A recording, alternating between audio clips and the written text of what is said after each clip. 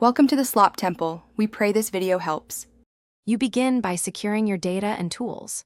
First, back up important files to an external drive or cloud and confirm the copy works. Do this now.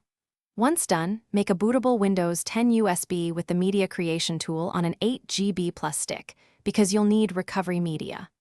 Also, record your product key and sign-in method and temporarily suspend BitLocker.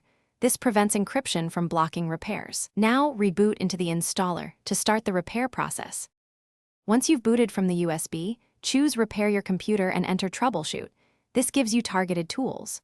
Start with Automatic Repair to let Windows attempt fixes. If the issue persists, open Command Prompt to run sfc/scano to repair files, followed by dism/online/cleanupimage/restore health to restore system components. If Windows won't boot, repair boot records.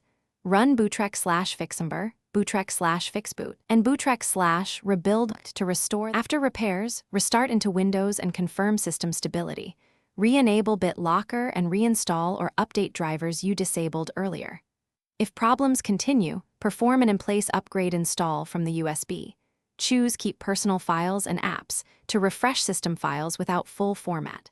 Finally, if anything still fails, collect boot logs and check Event Viewer Error ID. These tell you where to focus next. If you follow these steps in order, you'll fix most Windows 10 failures and know how to proceed when they don't.